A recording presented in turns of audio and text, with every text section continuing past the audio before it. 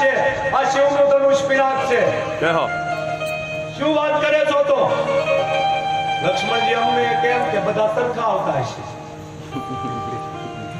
લક્ષ્મણજીની સામે પરશુરામ કુવાડો ઉપાડો, પણ કુવાડો આ ગતિ એની ખોટી જાઓ. પરશુરામને એમ થયું કે આ કેમ આ કુવાડો ઉપડતો. બહુ વધી ગયું એટલે રામજીને એમ થયું કે લાવવું પડશે. રામજી આવ્યા, પરશુરામને કે બાપજી મારો નાનો ભાઈ છે, હજી એના મોઢામાં દૂધ ગંધ થાય છે. શું એના મોઢામાં દૂધ ગંધ થાય છે? અરે એના મોઢામાં તો વિષ છે, વિષ.